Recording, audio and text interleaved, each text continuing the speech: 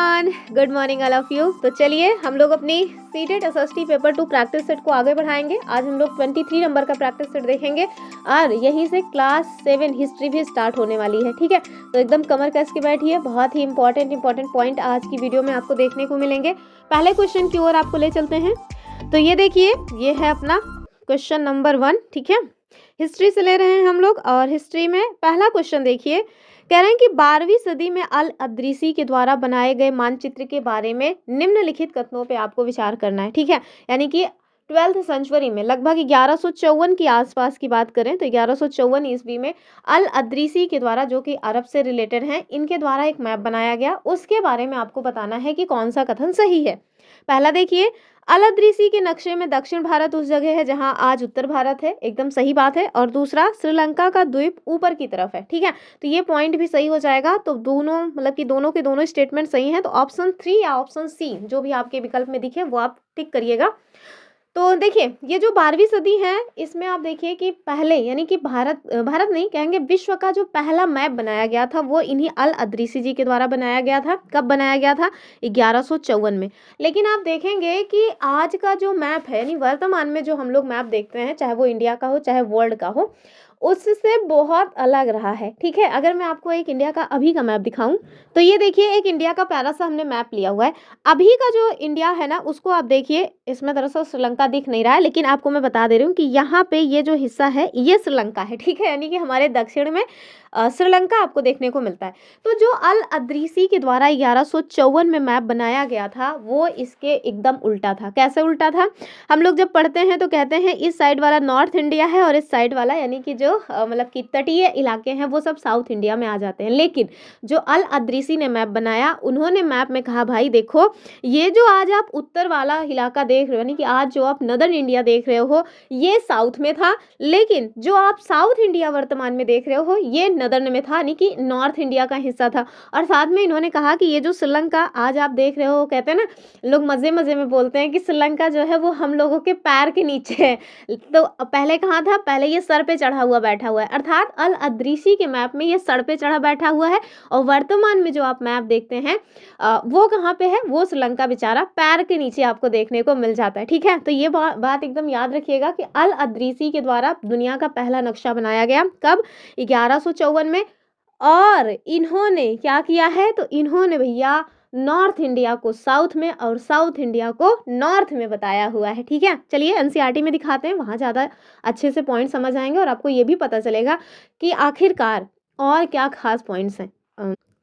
तो ये देखिए, ये है हमारा क्लास 7 चैप्टर 1। ठीक है, सबसे बड़ी बात आपको ये पता होना चाहिए कि जो हम लोग क्लास 7 की हिस्ट्री पढ़ेंगे ना, इसमें हम लोग 1000 वर्षों का इतिहास पढ़ेंगे। और कि कब से कब तक का ये इतिहास है?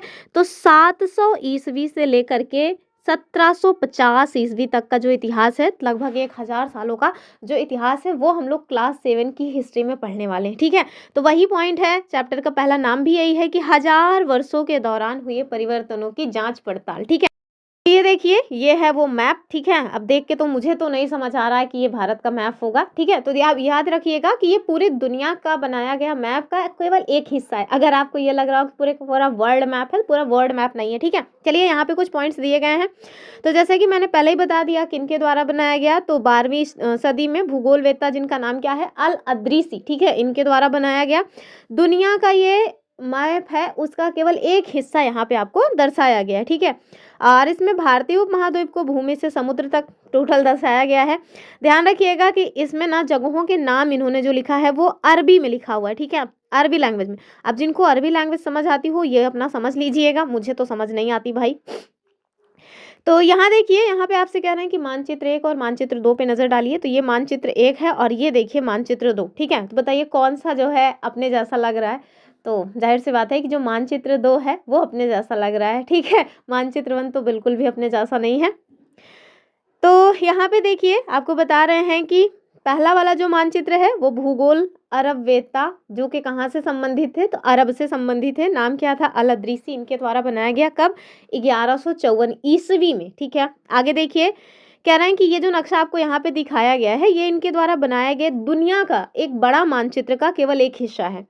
और भारतीय उपमहाद्वीप को दर्शाने का ये काम कर रहा है। मुझे तो कहीं से कहाँ तक ये भारतीय उपमहाद्वीप समझ नहीं आ रहा है, जो अगर हम लोग वर्तमान के परिप्रेक्ष्य में देखेंगे तो। ठीक है, आगे देखिए। वहीं पर एक और व्यक्ति हैं जिनका नाम क्या है, तो ये भाई फ्रांसीसी मानचित्रकार हैं और उनका नाम यहाँ पे दिया गया है गुइलॉम दी लिस्ते। ठीक है, फ्रांस से संबंधित हैं गुइलॉम दी लिस्ते। इन्होंने एक अपना एटलस बनाया जिसका नाम था नूवो। इसके अनुसार क्या चीजें हैं, इसके अनुसार आपको देखने को मिलेगा कि ये जो भारत देश का इलाका है लगभग लगभग आज के परिप्रेक्ष्य से ही संबंधित है, यानी कि वर्तमान में जिस तरह का इलाका आपको देखने को मिलता है वैसा ही उन्होंने भी बनाया हुआ था।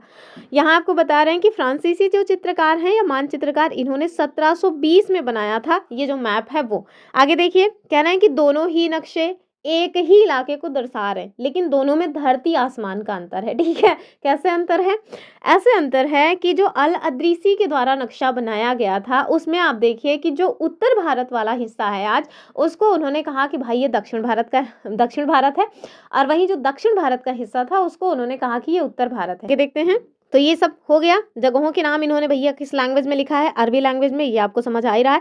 वही मानचित्र 2 को देख लीजिए, तो ये है मानचित्र 2 और लगभग लगभग वैसा ही है जैसा आज का हम लोग देखते हैं। ये हो जाएगा अपना मतलब ईस्टर्न तट। ठीक है, ये ईस्टर्न तट हो जाएगा, ये वेस्टर्न तट हो जाएगा, तो ये सब समझ आ ही रहा है। और श्रीलंका देखिए दक्षिण में है। ठीक है, यहाँ देखिए कह रहे हैं कि यद्यपि इन दोनों में भले ही दोनों ही मैप में भले ही कुछ अंतराल हैं, लेकिन बावजूद इसके ऐसे कुछ नाम हैं जो आज भी जाने पहचाने लग सकते हैं, यानी कि दोनों ही मैप में एक जैसे हैं। फॉर एग्जाम्पल के लिए देखिए, आपने यूपी का कन्नौज, ठीक है, तो इत्र नगरी कन्नौज की बात करें, इत्र नगरी कन्नौज, ठीक है, इत्र नगरी कन्नौज, ये दोनों जन के मैप में लगभग एक ही जैसे आपको देखने को मिलेंगे। आगे देखिए, कह रहे हैं कि जो मानचित्र 2 है, यानी कि ये जो गुइलॉम दी लिस्ते के द्वारा बनाया गया मानचित्र है, मानचित्र 2, इसके बनने में और पहला अल अदरीसी के द्वारा जो मैप बनाया गया था, उन दोनों ही मैप में अगर टाइम पीरियड की बात करें तो लगभग 600 साल का अंतर है। ठीक है, यानी कि गुइलॉम दी लिस्ते के दूसरे मैप बनाने के पहले ही, यानी कि इनके 600 साल पहले ही अल अदरीसी ने वो मैप बना दिया था। ठीक, आगे देखिए, ज़्यादा इंपॉर्टेंट कौन सा है, तो गुइलॉम दी लिस्ते के द्वारा जो बनाया गया है वो इंपॉर्टेंट है। कह रहे हैं कि इस कालावधि में उपमहाद्वीप के बारे में सूचनाएं काफ़ी चेंज हो गई, और ये जो नक्शा है यानी कि नक्शा नंबर 2, ये हमें ज़्यादा चित परिचित लगता है। कह रहे हैं कि उसमें विशेषकर जो तटीय इलाके हैं, और तटीय इलाके कौन से हैं मैंने बता दिया है आपको, जो हमारे तट हैं इन्हीं पे संबंधित जो हैं वो तटीय इलाके हो जाएंगे। कह रहे हैं कि तटीय इलाके के बारीक ब्यौरे देख करके आश्चर्य होता है, और आश्चर्य क्यों होता है, क्योंकि बहुत सटीक तरीके से बनाया गया था इसीलिए आश्चर्य होता है। जो लोग भी यूरोप से आए, मतलब यूरोप के जो नाविक इधर हमारी साइड आए, वो लोग ना यही समुद्र यात्रा के दौरान यही वाला मैप है जो यूज़ किया करते थे। तो इससे क्वेश्चन कई तरह का बनेगा, जैसे आपसे यही डायरेक्ट क्वेश्चन बन सकता है कि यूरोप के जो नाविक भारत देश में आए वो अल अदरीसी के द्वारा बनाए गए मैप को यूज़ किए थे या फिर गुइलॉम दी लिस्ते का। तो याद रखिएगा कि गुइलॉम दी लिस्ते के द्वारा जो मैप बनाया गया था उसको उन लोगों ने यूज़ किया और भारत देश में प्रवेश किया और भारत देश का सत्यानाश किया। ठीक है, चलिए आगे देखेंगे हम लोग अगले क्वेश्चन को। एक सेकंड, पहले दूसरा क्वेश्चन देखने से पहले एक शब्दावली है वो देख लीजिए। यद्यपि मैं जान रही हूँ कि आपको पता होगा, लेकिन एनसीईआरटी में जो भी दिया रहे ना सीटेट के लिहाज से मोस्ट इंपॉर्टेंट है। तो याद रखिएगा, मानचित्रकार कौन होते हैं, तो भाई जो व्यक्ति मानचित्र यानी नक्शा बनाएंगे उन्हीं को हम लोग मानचित्रकार कह देंगे। ठीक है, चलिए आगे देखते हैं। यहाँ देखिए, हमारा जो सेकंड क्वेश्चन है ऑलरेडी पूछा जा चुका है हमारे एग्जाम्स में। कह रहे हैं कि मध्यकाल में, ठीक है, यानी कि जो मध्यकाल रहा है मिडिवल पीरियड, उसमें विदेशी यानी परदेसी शब्द किन के लिए यूज़ किया जाता था। जैसे आज हम लोग परदेसी विदेशी किसी अन्य लोगों के लिए यूज़ करते हैं, लेकिन पहले जो है वो किस तरह से मतलब कौन से वो लोग थे जिनके लिए ये शब्द यूज़ होता था, ये आपको बताना है। कह रहे हैं कि a person who was not an Indian, यानी कि ऐसा व्यक्ति जो भारतीय ना हो। तो आज के परिप्रेक्ष्य में तो ये बात सही हो जाएगी, लेकिन हमें मध्यकाल में क्या था वो आपको मतलब कि वो सही करना है।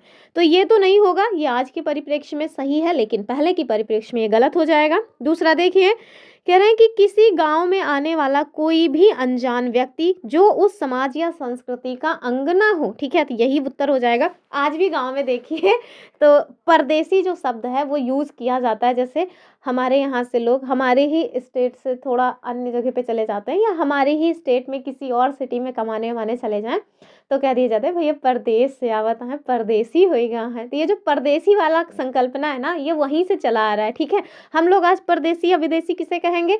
पर यानी कि पर मतलब होता है पराया, यानी कि दूसरा देश अर्थात देश। तो दूसरा देश का जो होगा उसे हम लोग परदेसी कहेंगे। जैसे कोई अमेरिकन है तो अमेरिकन को हम लोग परदेसी कह देंगे। लेकिन गांव में जो लोग गांव से ही दूसरे शहर में कमाने चले जाते हैं, मतलब जैसे यूपी का ही कोई व्यक्ति है और इलाहाबाद में ही कमा रहा है, जैसे हम लोग प्रतापगढ़ के हैं, प्रतापगढ़ से ही कोई व्यक्ति गया इलाहाबाद, वहां पे अपना काम उम कर रहा है, तो मम्मी लोग या दादी लोग जो है ना वो कहेंगे भैया परदेसी आवत हैं, परदेसी बाबू हो गए हैं। तो ये जो संकल्पना है ये मध्यकाल से आई है, ठीक है। वर्तमान की स्थिति में ये बात गलत हो जाएगी। आगे देखिए उत्तर क्या हो जाएगा, ऑप्शन ए वाला, सॉरी ऑप्शन बी यानी option 2 is the correct answer of this question. तो we will move on next question. अभी हम लोग एनसीईआरटी में ले चल के आपको और भी कुछ शब्दावलियां हैं वो दिखाएंगे, लेकिन इसके पहले एक और दो क्वेश्चन कर लेते हैं। तब देखिए यहाँ देखिए कह रहे हैं कि विच कहाँ गया क्वेश्चन नंबर 3, ये देखिए विच chronicler used the term Hindustan for the first time in the 13th century to mean the areas of Punjab, Haryana and the lands between the Ganga and Yamuna। ठीक है, अर्थात 13वीं सदी में किस इतिहासकार ने पहली बार हिंदुस्तान शब्द का प्रयोग किया, जिसमें कौन कौन सा एरिया आ रहा है, पंजाब, हरियाणा, गंगा, यमुना। ठीक है, अर्थात केवल इसी के मध्य जो इलाके हैं वही हिंदुस्तान कहलाएंगे। दक्षिण भारत जो है वो हिंदुस्तान का हिस्सा नहीं माना जा रहा था। तो चलिए देखेंगे किसके द्वारा ये भाई ये संकल्पना दी गई। ऑप्शन देखिए बाबर, अमीर खुसरो, मिनहाज सिराज या फिर जियाउद्दीन बर्नी। ये चारों ही नाम अभी इसी चैप्टर में देखने को मिलेंगे आपको, तो सब के सब इंपॉर्टेंट हैं। आपको इसका उत्तर बताना है क्या हो जाएगा। तो मिनहाज सिराज जो है ना इनके द्वारा हो जाएगा, ऑप्शन सी इसका सही उत्तर है। ठीक है, तो जो मिनहाज सिराज हैं इन्होंने 13वीं सदी में पहली बार हिंदुस्तान शब्द का यूज किया, लेकिन जो इन्होंने हिंदुस्तान शब्द यूज किया उसमें आज की तरह यानी कि भारत का उत्तर भारत, दक्षिण भारत सारे के सारे इलाके हिंदुस्तान में शामिल नहीं थे। केवल वो इलाके हिंदुस्तान में शामिल थे जिसमें पंजाब, हरियाणा और गंगा यमुना के मध्य का जो इलाका है वो। ठीक है, तो याद रहेगा कि नहीं आपको कि मिनहाज सिराज के द्वारा हिंदुस्तान शब्द का पहली बार यूज किया गया है, और उसमें मतलब जो हिंदुस्तान इन्होंने बताया उसमें केवल पंजाब, हरियाणा और गंगा यमुना के बीच जो स्थित क्षेत्र है वो शामिल है। दक्षिण भारत वाला इलाका इसमें शामिल नहीं है। चलिए एनसीईआरटी में देखते हैं। ये देखिए टॉपिक दिया हुआ है नई और पुरानी शब्दावली। ठीक है, तो इस टॉपिक को पढ़ाने से पहले मैं एक बात कहना चाहूँगी। हमने जो सैटरडे और संडे वाली क्लास बनाई थी, आप लोगों ने उस क्लास को इतना सपोर्ट किया, इतना प्यार दिया, इसके लिए आप सबका तहे दिल से बहुत बहुत शुक्रिया। जिन लोगों ने उसको नहीं देखा है वो लोग भी ज़रूर देखें। 2019 का MCQ अर्थात 2019 का प्रीवियस ईयर क्वेश्चन, 2018 का प्रीवियस ईयर क्वेश्चन और 2023 का प्रीवियस ईयर पेपर पूरा 60 क्वेश्चन सारे एक सेट का मैंने सॉल्व कराया हुआ है अपने इसी चैनल पे। तो उस वीडियो को भी आप लोगों ने बहुत सराहा है। और सबसे बड़ी बात, जो क्लास 6 की NCERT हिस्ट्री के टॉप 200 MCQ हमने सॉल्व कराए हैं, उस क्लास को तो आप लोगों ने एकदम मतलब वायरल करा दिया। इसके लिए आप सबका बहुत बहुत शुक्रिया। आप लोग ऐसा ही अपना सपोर्ट हमारे साथ बनाए रहें, हम अपना बेस्ट जो है वो देते रहेंगे और अच्छे से अच्छा कंटेंट एकदम मसाला जो है NCERT का निकाल के वो आपको प्रोवाइड कराते रहेंगे। केवल वो जो इम्पॉर्टेंट है एग्जाम के पॉइंट ऑफ व्यू से वही उतना आपके समक्ष प्रस्तुत किया जाता रहेगा। ठीक है, तो चलिए इसी बात के साथ अब मैं खुश थी। लगभग आप लोगों ने इतना सपोर्ट किया कि मतलब 1600 से डायरेक्ट मेरे 2000 सब्सक्राइबर्स होने वाले हैं। तो ये मेरे लिए मतलब ऐसे हर एक व्यक्ति जो बहुत स्टार्ट से इनिशियल फेज में है उन लोगों के लिए ना माइलस्टोन जैसा है। ठीक है, जो बड़े यूट्यूबर्स हैं उनके लिए हो सकता है 300-400 सब्सक्राइबर्स मायने ना रखते हों, पर हम लोगों के लिए भाई बहुत मायने रखते हैं। ठीक है, आप लोगों ने हमारे इस फैमिली को अचानक से 400 इकट्ठा कर दिया। मतलब कहाँ केवल 1600 था, कई दिनों से 1600 से आगे नहीं बढ़ रहा था, और आप लोगों ने उसको फौरन इतना मतलब बूम पिला दिया कि 400 खटाक से आ गए। ठीक है, तो इसके लिए बहुत बहुत शुक्रिया आप सबको। चलिए आगे देखते हैं। तो नई और पुरानी शब्दावलियों की यदि हम बात करें तो इसमें आपको ना बहुत सारी शब्दावली हैं जो आज के परिप्रेक्ष्य में थोड़ा अलग देखने को मिलेंगी। जैसे यहाँ आपसे कह रहे हैं कि अगर समय के साथ साथ सूचनाओं की बात करें तो आप देखेंगे कि जो सूचनाओं के संदर्भ हैं वो बदलते रहते हैं और भाषा जो है वो भी थोड़ा चेंज तो होती ही है। कह रहे हैं कि जो ऐतिहासिक अभिलेख है ना वो कई तरह की भाषाओं में मिलते हैं और ये भाषाएं भी टाइम के साथ बहुत चेंज होती है। जैसे फॉर एग्जाम्पल के लिए मैं आपको बताऊं, जैसे क्या हुआ कि संस्कृत की बात करें, जैसे हम लोगों ने संस्कृत की बात की है कि जो कालिदास थे ना, कालिदास के नाटक में जो ब्राह्मण वर्ग हैं और जो अभिजात्य वर्ग हैं या जो संभ्रांत वर्ग हैं वो लोग संस्कृत बोला करते थे, जबकि शूद्र, महिलाएं, ये सारे लोग प्राकृत लैंग्वेज यूज किया करती थी। ठीक है, तो संस्कृत कहाँ हमने देखा कि कालिदास का जो नाटक है, कालिदास का नाटक, ठीक है, उसमें संस्कृत लैंग्वेज बोली जाती थी। लेकिन वहीं हम देखें कि जो हम लोगों ने देखा कि जो ऋग्वेद है, ठीक है, तो हमने आपको बताया कि हमारे टोटल 4 वेद हैं, सबसे प्राचीन वेद है ऋग्वेद। तो जो ऋग्वेद है ना वो संस्कृत में लिखे गए हैं और उन्हें हम लोग क्या कहते हैं, प्राक संस्कृत। तो जो पुरानी संस्कृत है यानी प्राक संस्कृत है उसमें और जो बोलचाल वाली संस्कृत है उसमें हमने बताया कि काफ़ी सारा अंतर है। ठीक है, तो वही चीज़ यहाँ है कि आप देखेंगे कि जो लैंग्वेज है ना समय के साथ साथ इसमें काफ़ी सारे चेंज आते हैं। यद्यपि नाम वही रहता है कि संस्कृत ही है, लेकिन अर्थ में और उसके यूज़ करने के तरीके में काफ़ी सारे चेंजेस आपको देखने को मिलते हैं। तो वही पॉइंट यहाँ दिखाया गया है। कह रहे हैं कि फॉर एग्जाम्पल में आप देखिए कि जो मध्य युग की फारसी थी यानी कि जो मेडिवल काल की फारसी थी वो आधुनिक फारसी भाषा से काफ़ी भिन्न आपको मिलेगी। वैसे ही जैसे मैंने आपको बताया कि प्राचीन संस्कृत जो है वो आधुनिक संस्कृत से अलग थी। ठीक है, आगे देखिए, कह रहे हैं कि यह केवल व्याकरण यानी कि ग्रामेटिकली रूप से ही अलग अलग नहीं थी बल्कि शब्द भंडार में भी मतलब कि अलग थी और साथ में शब्दों का अर्थ भी टाइम टाइम के साथ चेंज हुआ है। चलिए आगे देखेंगे, याद रखना है ये सारे पॉइंट्स क्योंकि और आप देखिए इस पीडीएफ में ना मैंने हर एक पॉइंट को हाईलाइट करके रखा है। क्यों? क्योंकि एक सिंगल पॉइंट आपके छोड़ने लायक नहीं है। एक सिंगल भी पॉइंट अगर आप छोड़ेंगे तो हो सकता है कि आप एक क्वेश्चन से हाथ धो बैठे। ठीक है, चलिए आगे देखिए। यहाँ पे एग्जाम्पल दे दिया गया है कि हम लोग पहले हिंदुस्तान को ही लें तो हिंदुस्तान जो शब्द है उसमें आप देखिए कि हर एक व्यक्ति के द्वारा अलग अलग संदर्भ में लिया गया है इसको। तो फॉर एग्जाम्पल आप हिंदुस्तान शब्द लीजिए, कह रहे हैं कि आज हम इसे आधुनिक राष्ट्र यानी कि भारत के संदर्भ में लेते हैं जिसमें उत्तर भारत, दक्षिण Bharat, north east, north west सारे के सारे इलाके शामिल हो जाते हैं। ठीक है, तो आज का जो भारत है वो इस तरह का है यानी कि आज जो हिंदुस्तान है वो इस तरह का हिंदुस्तान हम लोग समझते हैं। लेकिन लेकिन लेकिन पहले की बात करें, सबसे पहले आप देखिए 13वीं सदी में, कब? तो 13th सेंचुरी की यदि हम बात करें तो उस समय आप देखिए कि जब फारसी के इतिहासकार, आपको यहाँ याद रखना है कि जो इतिहासकार हैं मिनहाज सिराज वो फारसी लैंग्वेज के हैं। ठीक है, इनके द्वारा 13वीं सदी में हिंदुस्तान शब्द का प्रयोग किया गया था। क्या किया गया था? हिंदुस्तान शब्द का प्रयोग किया गया था और उसका आशय क्या था भाई कि उसमें केवल पंजाब, हरियाणा और गंगा यमुना के जो इलाके हैं वही शामिल थे। ठीक है, तो याद रखिएगा कि मिनहाज सिराज के द्वारा जो हिंदुस्तान शब्द यूज़ किया गया उसमें पंजाब, हरियाणा और गंगा यमुना के मध्य का जो क्षेत्र है वो शामिल था।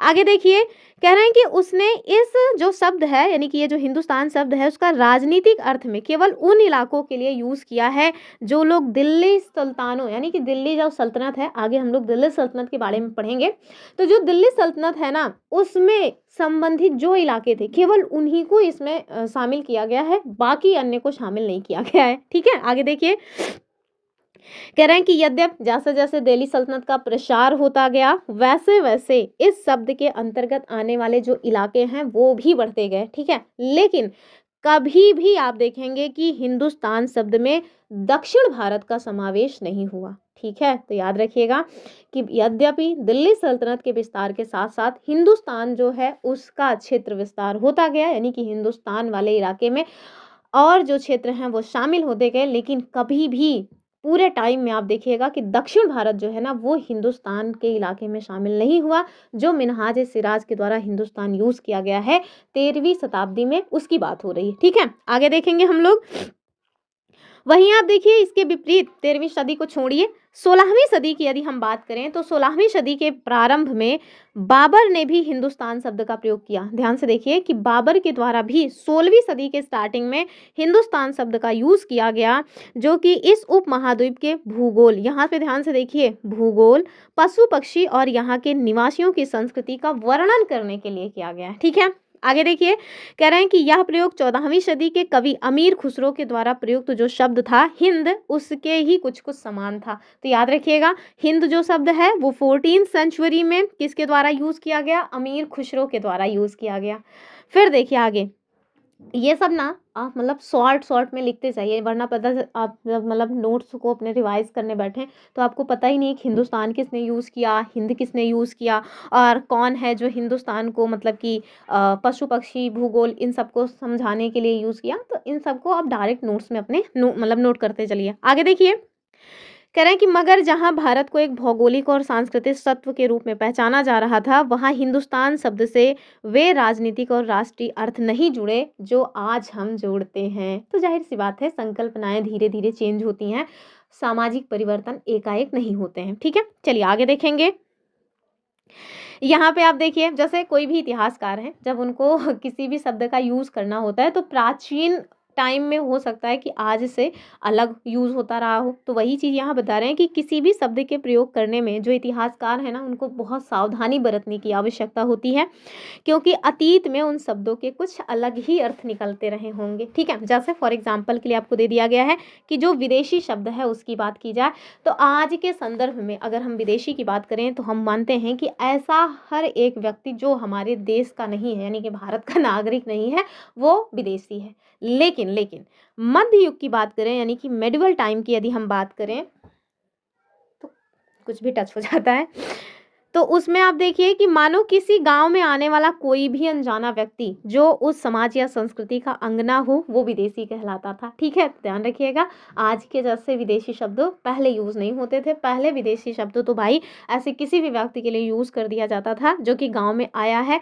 लेकिन हमारे यहाँ के कल्चर से अनजाना है। तो समझ लें, परदेसी आए हैं भैया, विदेश से आए हैं, विदेशी यहाँ आज भी देखिए चढ़ाने के लिए कहते हैं। जैसे अगर आप किसी कल्चर के बारे में, जैसे कोई रस्म है, कोई रिवाज है, उसके बारे में अगर आप नहीं जान रहे हैं ना, तो घर में जो मतलब चढ़ाने के लिए आपको कहते हैं, हाँ परदेश से आया है ना, बड़का परदेसी आ, विदेशी आ, तो का कुछ आवा था। तो ये सारे जो टॉन्ट हैं वो इसी मतलब यहीं से निकल के आते हैं। ठीक है, चलिए आगे देखिए। कह रहे हैं कि ऐसे व्यक्ति को हिंदी में परदेसी, हिंदी में क्या कहते हैं परदेसी, और फारसी में क्या कहते हैं अजनबी कहा जाता है। ठीक है, आगे देखिए। कह रहे हैं कि इसलिए किसी नगरवासी के लिए वनवासी यानी विदेशी होता था, किंतु एक ही गांव में, देखिए जैसे कोई दो व्यक्ति हैं एक ही गांव में रह रहे हैं, तो वो अलग अलग धार्मिक या जाति परंपराओं से भले ही जुड़े हों लेकिन विदेशी नहीं होते थे। ठीक है, चलिए एक ही गांव में रहना है तो विदेशी नहीं है, भले ही उनका धर्म अलग हो। तो इतना तो समझ आया। चलिए आगे देखेंगे अगले क्वेश्चन के साथ। यहाँ आपसे कह रहे हैं कि वह स्थान जहाँ दस्तावेजों और पांडुलिपियों को संग्रहित किया जाता है वह क्या कहलाता है। अब देखिए, संग्रहित और संग्रहित, इसमें ना कभी कभी वर्तनी शुद्धिकरण में क्वेश्चन बनता है, तो इसको ध्यान से देखिए। तो बताइए, क्या वो स्मारक हो जाएंगे, क्या वो इंस्क्रिप्शंस हो जाएंगे। तो शिलालेख, प्राचीन भारत में हम लोगों ने बहुत सारे शिलालेख देखे। गोदाम तो वो होते हैं ना जहाँ पे खाने पीने की चीज़, या मतलब वेयर हाउस जिसमें सामान रखा जाता है, जैसे गल्ला वल्ला भर दिया जाता है, वो तो वो नहीं होगा। क्या हो जाएगा, अभिलेखागार, अर्थात option C is the correct answer of this question. ठीक है, आगे देखिए एक और क्वेश्चन देख करके फिर हम आपको ले चल के दिखाएंगे एनसीईआरटी में। ठीक है, यहाँ देखिए अभी हम लोगों ने ये वाला पॉइंट वहाँ पे पढ़ा हुआ है एनसीईआरटी में कि इस उपमहाद्वीप के भूगोल, पशु पक्षियों और यहाँ के निवासियों की संस्कृति का वर्णन करने के लिए हिंदुस्तान शब्द का यूज किसने किया था, ये आपको बताना है। बताइए, क्या आमिर खुसरो ने किया था, इन्होंने तो हिंद शब्द का यूज किया था। ठीक है, दूसरा बाबर, अकबर, अकबर का नाम ही नहीं आया अभी तक। अलद ऋषि, तो अलद ऋषि ने इस तरह का काम तो किया नहीं, उन्होंने तो मैप बनाया हुआ है। उत्तर क्या हो जाएगा, ऑप्शन बी वाला, यानी कि बाबर। ठीक है, कब किया था, 16वीं सेंचुरी में किया था। नेक्स्ट क्वेश्चन देखेंगे, असर्शन रीजन का क्वेश्चन है। तो चलिए पहले असर्शन पढ़ेंगे फिर रीजन। तो असर्शन में देखिए, कह रहे हैं कि इतिहासकारों को एक ही ग्रंथ की विभिन्न पांडुलिपियों का अध्ययन करना पड़ता है ताकि वे जान सकें कि लेखक ने मूल रूप से क्या लिखा था। हाँ, ये बात तो है, बेचारों को करना तो पड़ेगा ही, तभी तो पांडुलिपियाँ मतलब कि थोड़ा सटीक हो पाएंगी। एज इट इज़ तो नहीं हो सकती हैं, एज इट इज़ क्यों नहीं होंगी। जैसे देखिए, अगर किसी दिन आप क्लास में मिस कर गए हों, क्लास स्कूल ना गए हों, स्कूल की बात करें, तो उस टाइम पे क्या हुआ करता था कि हम लोग जाते थे अपने मित्र से, कहते थे भाई देख, दे दे अपनी फेयर कॉपी, हम ले जाके अपना लिख उख लेंगे, हम आ नहीं पाए, जो भी मैटर रहा हो। ठीक है, तो क्या करेंगे, आपके मित्र आपको कॉपी तो दे देंगे, लेकिन हम लोगों को बहुत सारी समस्याओं का सामना करना पड़ता था। चिड़िया की टांग उनकी राइटिंग से, कॉपी तो ले आए लेकिन आपको राइटिंग ही समझ नहीं आ रही है, तो हो सकता है ना कि कुछ चीज़ें बना बना के आपने उसमें लिख ली होगी। ठीक है, तो ये क्या हुआ, ये समस्या हुई कि यद्यपि आपके सामने लिखा हुआ सब कुछ है, बावजूद इसके आप ना हाथ से लिखी हुई राइटिंग को समझ नहीं पा रहे। अब जैसे प्रिंटेड चीज़ें हैं तो उसमें तो भाई कोई इशू होना नहीं है, वो तो सबको ही जान रहे हैं कि का ऐसे ही लिखा जाएगा, खा ऐसे ही लिखा जाएगा। लेकिन जो हाथ से लिखी हुई चीज़ें हैं ना, उसमें समस्याएँ बहुत होती हैं। तो वैसे ही इसी तरह की जो समस्याएँ हैं वो जो पांडुलिपियों को लिखने वाले व्यक्ति रहे हैं, उनको मतलब फेस करनी पड़ी, ठीक है? कह रहे हैं कि कारण पांडुलिपियों की नकल बनाते समय लिपिक जो है वो छोटे-मोटे फेर-बदल करते थे, जो सदियों में बहुत बढ़ गए। तो हाँ, सही बात है, जैसे हम लोग बना-बना के लिख ले रहे हैं, लिख लिया करते थे। आपने ज़रूर ये चीज़ अपने जीवन में की ज़रूर होगी कि हम लोग कभी न कभी तो किसी न किसी मित्र की कॉपी ले ही आए होंगे, मतलब नकल चाटने के लिए कि चलो यार हम नहीं आ पाए, फेर अपना तुम बनाए हुए हो, इसी से कर लेंगे, ठीक है? तो हाँ, ये बातें सही हैं, दोनों ही बातें सही हैं, कथन भी सही है, कारण भी सही है और इसकी स्पष्ट व्याख्या भी कर रहा है, यानी कि both are correct. Option A सही हो जाएगा, ठीक है? आगे देखिए, कह रहे हैं कि 14वीं शताब्दी के इतिहासकार जो जियाउद्दीन बर्नी हैं, इन्होंने अपना वृत्तांत पहली बार कब लिखा है? 1356 यानी 1356 में लिखा। और इसका जो दूसरा संस्करण है, इनके द्वारा कब लिखा गया था? और सबसे बड़ी बात कि ये जो संस्करण है ना, मतलब स्टार्टिंग में पता ही नहीं चला, बहुत बाद में पता चला था। तो बताइए क्या 1 वर्ष बाद, 2 वर्ष बाद, 5 वर्ष बाद या फिर 10 वर्ष बाद? तो याद रखिएगा, ये हो जाएगा 2 ईयर्स लेटर, यानी option B is the correct answer of this question. एक दो क्वेश्चन और है, उसके बाद फिर हम ले चलते हैं वहाँ पे एनसीईआरटी में। कह रहे हैं कि निम्नलिखित में से कौन सी अरबी और फारसी सुलेखन यानी कैलीग्राफी की एक धारा प्रवाह और पढ़ने में आसान शैली है, ये आपको बताना है। बताइए किसकी बात कर रहे हैं? अरबी और फारसी की बात कर रहे हैं। तो क्या शिकस्त हो जाएगा? नस्तलिक, प्राकृत या फिर संस्कृत? देखिए, प्राकृत और संस्कृत तो किसी भी कीमत पे नहीं होगा, बचा यही दोनों, इन्हीं दोनों में आपको कंफ्यूजन हो सकता है। तो इसका उत्तर जाने रहिए, ये हो जाएगा नस्तलिक, ठीक है? तो निम्नलिखित में से कौन सी अरबी और फारसी सुलेखन यानी कि कैलीग्राफी की एक धारा प्रवाह और पढ़ने की आसान शैली है? तो ये हो जाएगा ऑप्शन बी यानी कि नस्तलिक। नेक्स्ट क्वेश्चन देखिए हिस्ट्री सेगमेंट का। कह रहे हैं कि कागज की उपलब्धता के बारे में निम्नलिखित कथनों पर विचार कीजिए, यानी consider the following statements about paper availability, ठीक है? कह रहे हैं कि in the mid 13th century scholar watched the writing of a manuscript, he didn't need to reuse the paper. और दूसरा क्या कह रहे हैं कि in the 14th century food in the market could be bought wrapped in paper, ठीक है? चलिए हिंदी भी देख लीजिए कि 13वीं सदी के मध्य में एक विद्वान ने एक पांडुलिपि को धो डाला जिसकी उसे ज़रूरत नहीं थी, ताकि वो कागज़ का पुनः उपयोग कर सके। और दूसरा क्या कर रहे हैं कि 14वीं सदी में बाजार में खाद्य पदार्थ कागज़ में लिपटे हुए मिल सकते थे, और आपको बताना है कि किस काल में कागज़ सस्ता और अधिक उपलब्ध हो गया। तो ये एक तरह से ना पैडागोजी का क्वेश्चन है, ठीक है? पैडागोजी का क्वेश्चन है, आपको दे दिया गया है सिचुएशंस, आप इस सिचुएशन को देख करके समझिए कि आखिर कब जो है वो कागज़ की कीमत कम हुई होगी, यानी कागज़ सस्ता हुआ होगा। तो आप देख करके ही समझ सकते हैं कि देखिए, एक विद्वान 13वीं सदी में उसने ना पांडुलिपि को धो दिया, ताकि मतलब कि कागज़ का वो पुनः उपयोग कर सके। और वहीं दूसरा 14वीं सदी में बाजार में खाद्य पदार्थ कागज़ में लिपटे हुए मिल रहे हैं। समझ रहे हैं ना कि कागज़ में जब खाना लिपटा हुआ मिल रहा है, अर्थात इतना सस्ता हो गया, इतना ज़्यादा अवेलेबल हो गया है कि लोग खाने की जो वस्तुएं हैं उसको कागज़ में रख के फिर उसको फेंक दे रहे हैं। तो इसका मतलब है कि क्या हो जाएगा? दूसरा वाला होना चाहिए, ऑप्शन 2, ठीक है?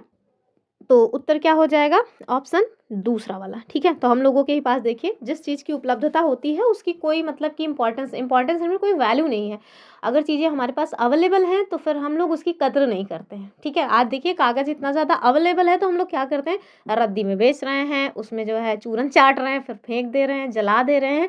लेकिन एक समय था कि वो इतना महंगा था कि लोग उसको रीयूज़ करने के लिए कुछ ना कुछ प्रयोग करते रहते थे, ठीक है? तो उत्तर क्या हो जाना है? ऑप्शन बी वाला।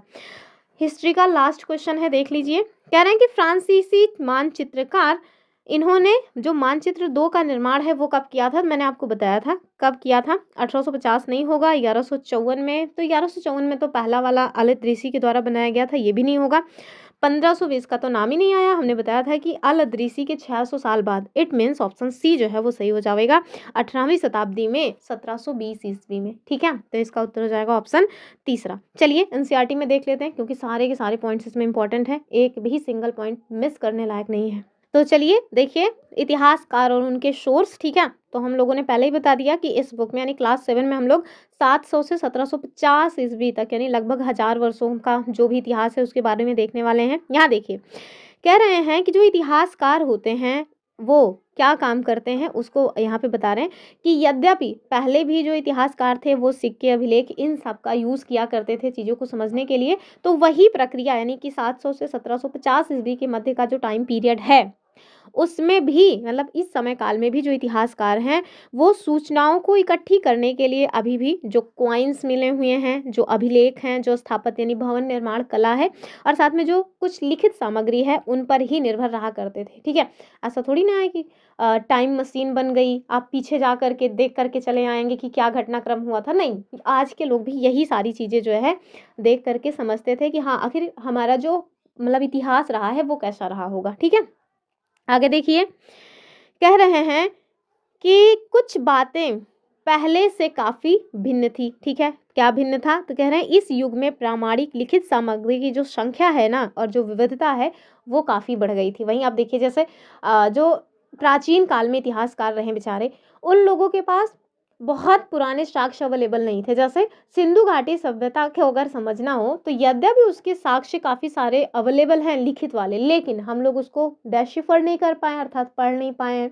तो उस समय ना समस्या थी। लेकिन ये जो समय काल आप देख रहे हैं मध्यकाल वाला, इसमें प्राचीन का यानी कि मध्यकाल से पहले का जो समय है उसको जानने के लिए सोर्स के रूप में बहुत सारी ऐसी सामग्रियां उपलब्ध हो गई थी जिन्हें आप भैया पढ़ करके समझ सकते हो, यानी कि लिखित साक्ष्य काफी सारा मात्रा में मिल रहा था। आगे देखिए, और आगे आपको बता रहे हैं कि इसके आगे इतिहासकार सूचनाओं के दूसरे प्रकार और स्रोतों का इस्तेमाल धीरे धीरे कम कर देंगे, अर्थात जब उनके पास लिखित सामग्री ज़्यादा हो गई है तो फिर उनको सिक्का, अभिलेख, स्थापत्य इन सबको समझने की उतनी ज़्यादा आवश्यकता नहीं रहेगी, वो लिखित सामग्री को ही समझना स्टार्ट करेंगे।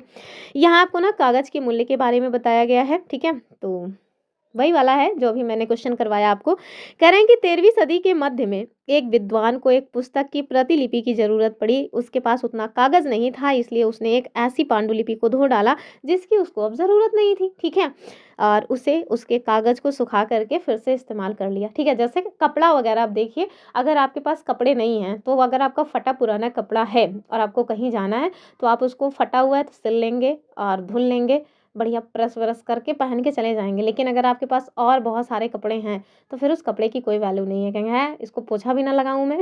ठीक है, तो ऐसा होता है। तो वही चीज़ यहाँ पे दी गई है। वहीं आगे एक दूसरा पॉइंट दिया गया है कि एक सदी के बाद, अर्थात ये 13वीं सदी की बात थी और ये 14वीं सदी की बात है, कि एक सदी के बाद अगर आप बाजार से कोई खाद्य पदार्थ खरीदते हो तो हो सकता है कि आपकी किस्मत अच्छी होती और दुकानदार वह वस्तु कागज में लपेट कर दे देता, अर्थात इस समय कागज काफी सस्ता हो गया है। ठीक है, चलिए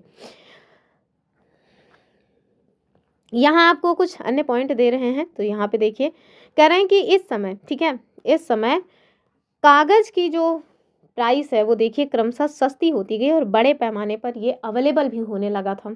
यहाँ देखिए कह रहे हैं कि लोग धर्म ग्रंथ, और धर्म ग्रंथ क्या होता है, तो जो ऐसे ग्रंथ जिसमें धार्मिक बातें लिखी हूँ, ये तो एकदम सिंपल सा लॉजिक है। कह रहे हैं कि लोग धर्म ग्रंथ, शासकों के जो वृत्तांत हैं, संतों के लेखन और जो मतलब उपदेश वगैरह हैं, अर्जियाँ, अदालत के दस्तावेज, हिसाब और जो टैक्स वगैरह हैं, इन सब से संबंधित जो चीज़ें हैं इसका उपयोग लिखने में करने लगे। ठीक है, आगे देखिए, कह रहे हैं कि जो धनी व्यक्ति, शासक जन, मठ और मंदिर में पांडुलिपियां हैं उसको एकत्रित किया करते थे ये लोग, और साथ में इन पांडुलिपियों को पुस्तकालय, जो लाइब्रेरी होती है आज की ना, वहाँ पे देखिए पुस्तकालयों तथा अभिलेखागार में रखा जाता था। और ये अभिलेखागार क्या होते हैं ये भी आपको पता होना चाहिए।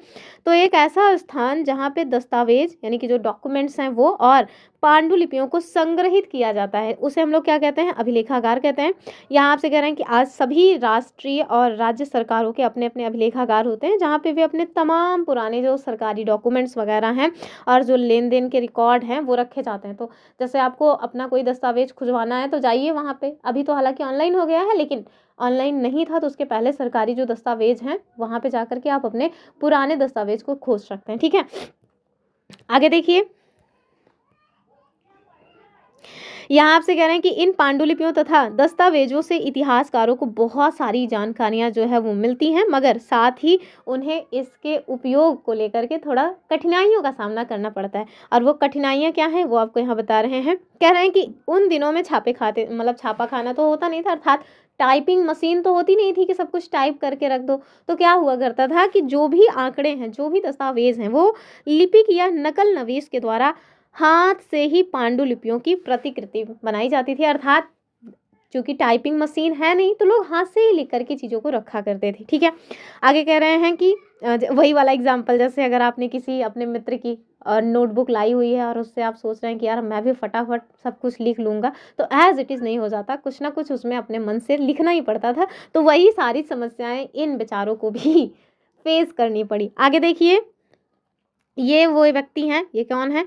तो ये एक मतलब कि लिपि चित्रकार है, ये कहें ना कि प्रतिकृति लिख रहे हैं ये व्यक्ति। ठीक है, यहाँ आपको बताया गया है कि यह एक लघु चित्र की प्रतिकृति है। ये देखिए, इनके पास ये दस्तावेज है, इसकी ये मतलब प्रतिकृति को लिख रहे हैं। कह रहे हैं कि लिपिक जो है वो किसी पांडुलिपि की मतलब नकल कर रहा है। तो ये जो लिखने वाले व्यक्ति हैं इनको क्या कहा जाएगा? लिपिक कहा जाएगा। ठीक है, क्या कहा जाएगा? इनको लिपिक कहा जाएगा। और ये क्या काम कर रहे हैं? देखिए, इससे नकल चाट रहे हैं कि नहीं, देखिए इससे नकल कर रहे हैं कि नहीं, इसी से नकल करके लिख रहे हैं।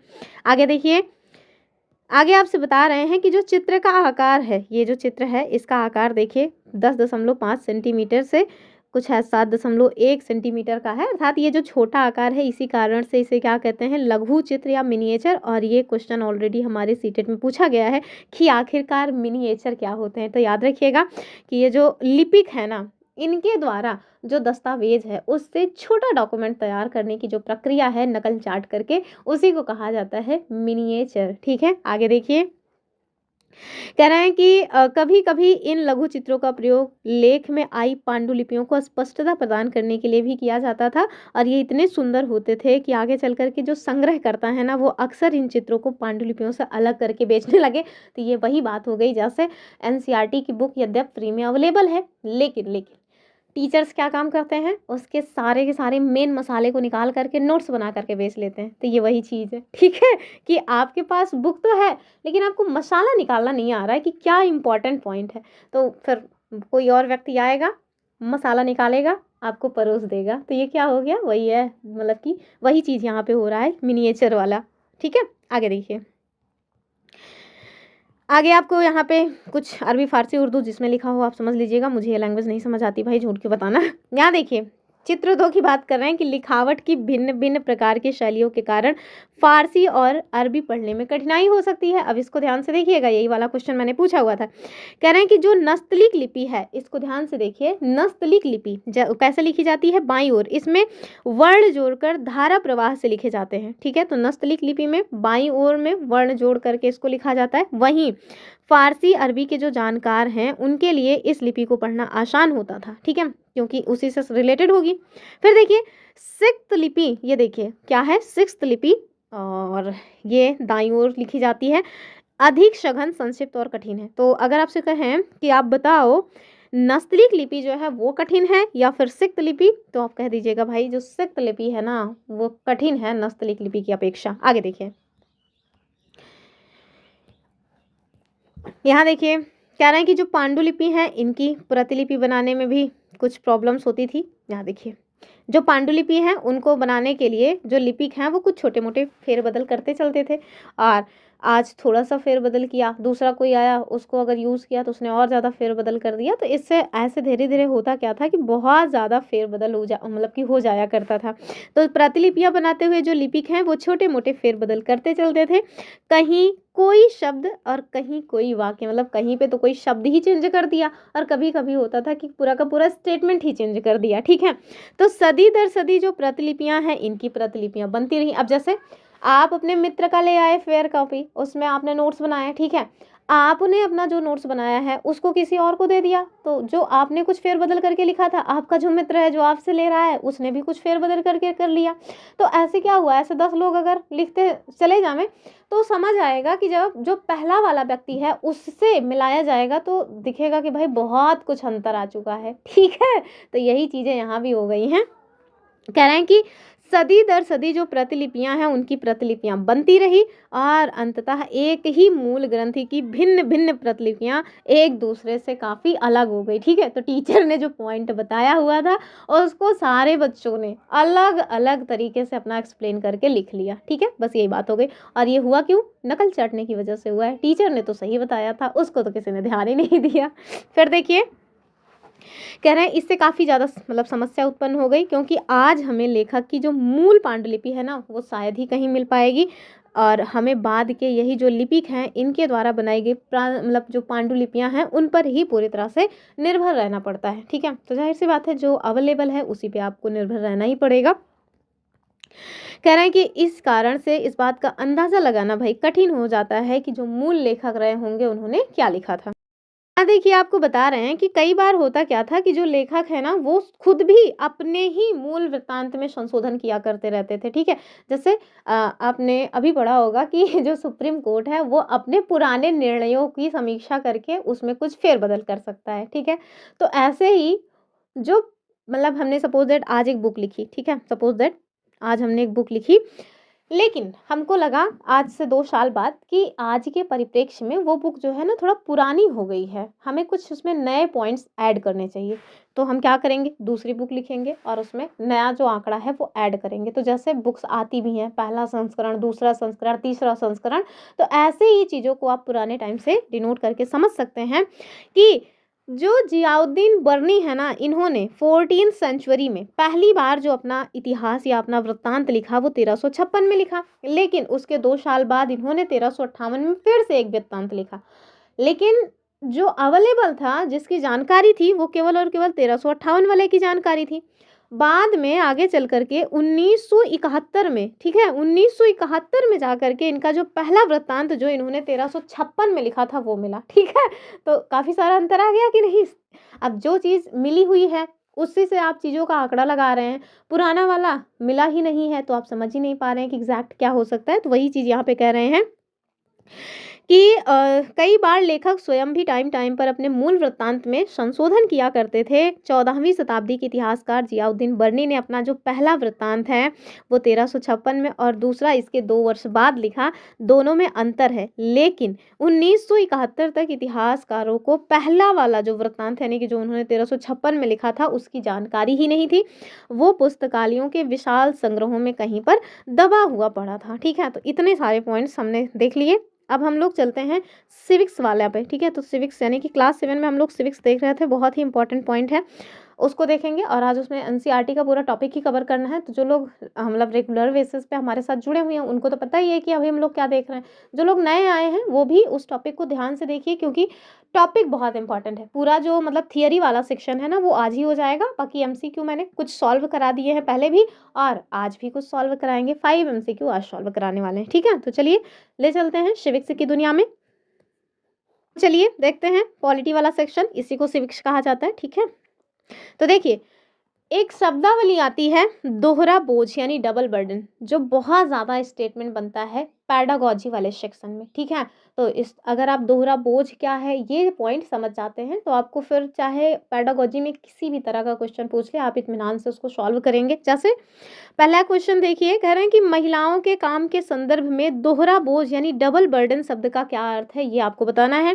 पहला देखिए, कह रहे हैं कि 2 अलग अलग दफ्तर की नौकरियों का दबाव संभालना। ऐसा नहीं है भैया, एक जॉब मिल जाए यही बहुत बड़ी बात है, 2-2 दफ्तर में कहाँ जॉब मिल रही है। दूसरा देखिए, कह रहे हैं working inside in the house यानी domestic chores as well as working outside to earn money, अर्थात घर के अंदर का काम यानी घरेलू कार्य करने के साथ साथ पैसे कमाने के लिए घर के बाहर का काम करना, यानी ऑप्शन बी एकदम सही हो जाएगा। आप देखिए अगर आदमी बाहर जॉब कर रहा है, ठीक है, तो वहाँ करके अगर मतलब अपनी फैमिली के साथ है, मतलब कपल साथ रह रहे हैं, तो अगर महिला है घर में तो वो खाना बनाएगी, भले ही दोनों लोग कमा रहे हों। पुरुष कभी भी खाना नहीं बनाता। हाँ, आजकल थोड़ा मतलब जो पुरुष समाज है वो संवेदनशील हो रहा है, तो कभी कभी सपोर्टिव पुरुष मिल जाते हैं, लेकिन सामान्य परिस्थितियों में आप देखेंगे कि यद्यपि जो महिला है वो भी बाहर जा कर के ऑफिस में काम कर रही है, समझ लीजिए खेतों में काम कर रही, कमाना तो एक ही जैसे हुआ, चाहे वो खेत से कमा रही हो, चाहे वो जो है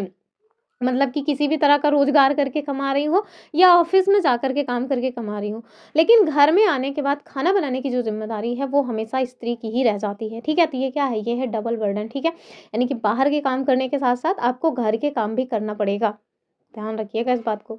चलिए आगे देखते हैं, अगला जो क्वेश्चन है यहाँ आपसे कह रहे हैं कि भाई चलो अगले क्वेश्चन में कि यदि किसी संस्था में, ठीक है, सपोज दैट कोई एक संस्था है, कोई एक ऑर्गेनाइजेशन है, उसमें 30 से अधिक फीमेल वर्कर हैं, ठीक है, यानी कि 30 से अधिक महिला कर्मचारी हैं, तो उसे वैधानिक रूप से कौन सी सुविधा प्रदान करना अनिवार्य है। मतलब आपके पास ऑप्शंस क्या है।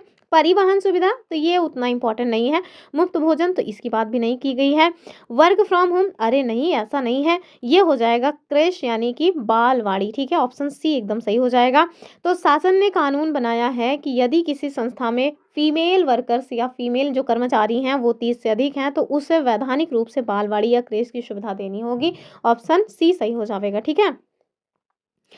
फिर देखिए, यहाँ पे आपको ऑप्शन क्वेश्चन दिया गया है कि अध्याय में महिलाओं के काम के घंटों के संबंध में हरियाणा और तमिलनाडु के आंकड़े प्रस्तुत किए गए हैं और इन आंकड़ों से क्या निष्कर्ष निकाला जा सकता है। डायरेक्ट क्वेश्चन ऐसे बन जाएगा, ठीक है। पहला ऑप्शन, कुल मिलाकर के पुरुष महिलाओं से अधिक घंटे काम करते हैं, सरासर गलत है भैया। महिलाएं ज़्यादा काम करती हैं, ठीक है।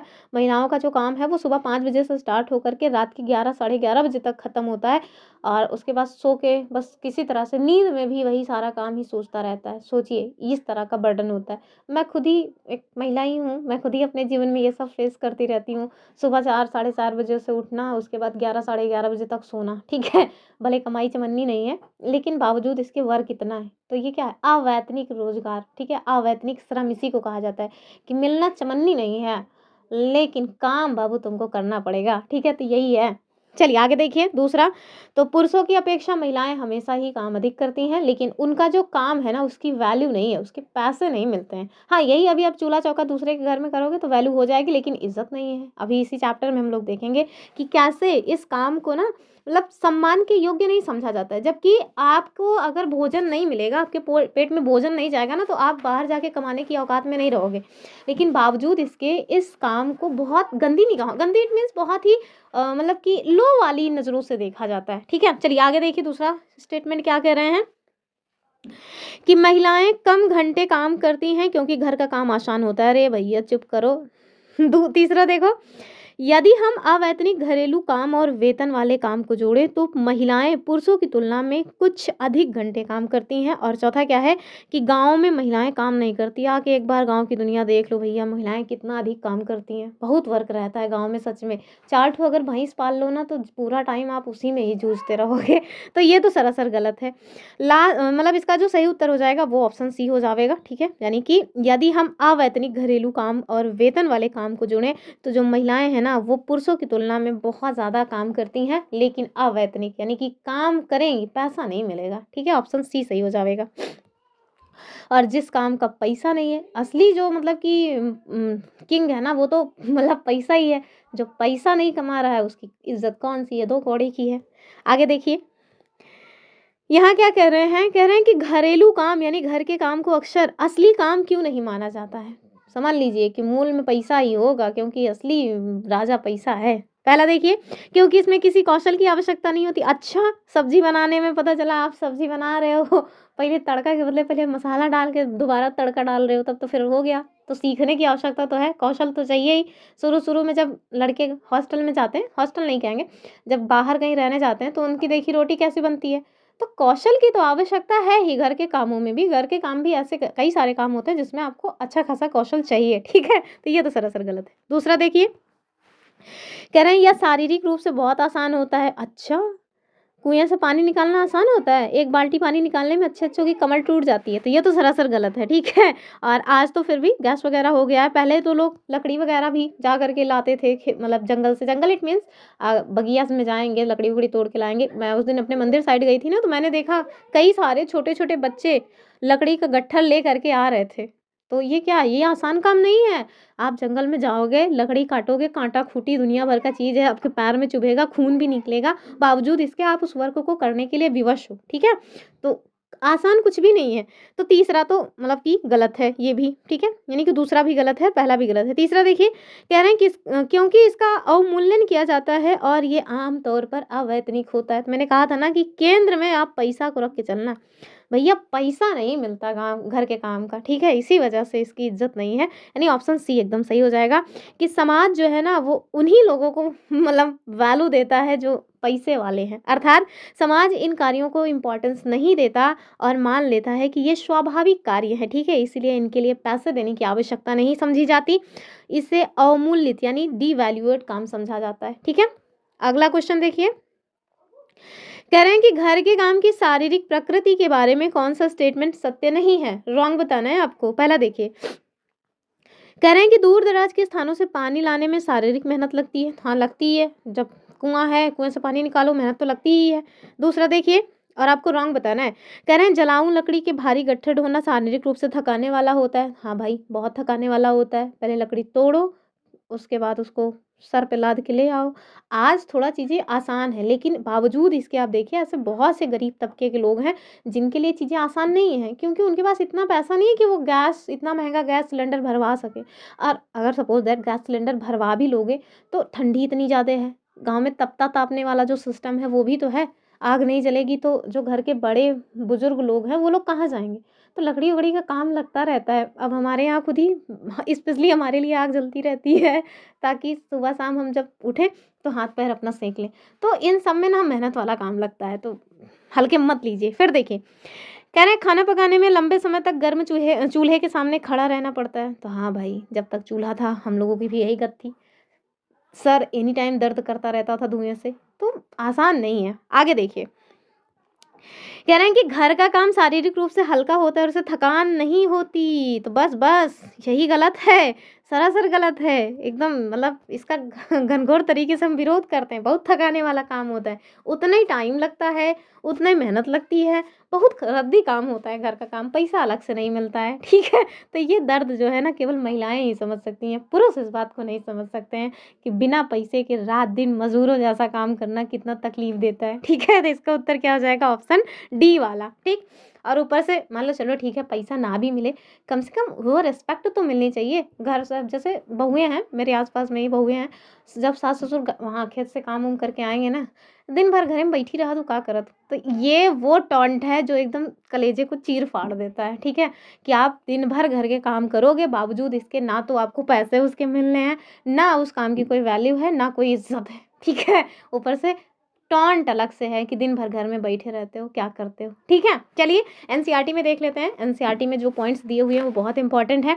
यद्यप मैंने क्वेश्चन सॉल्व करा दिए हैं, लेकिन बावजूद इसके आपको उसको देखना बहुत इंपॉर्टेंट है, ठीक है। चलिए देखिए, ये है एनसीईआरटी क्लास 7 का सिविक्स चैप्टर नंबर 4, ठीक है। इसमें आपको दिया गया है लड़के और लड़कियों के रूप में बड़ा होना, ठीक है। तो चलिए, जो लड़के हैं वो अपना देखेंगे कि क्या वो लोग भी ऐसे ही बड़े हुए हैं, या जो हमारी तरह लड़कियां हैं, हम तो भैया पढ़े ही हैं, हमको तो पता है, हाँ ऐसे ही बढ़े हुए हैं, यही सब ताना सुन सुन करके लड़की हो लड़की जैसे रहो, ठीक है।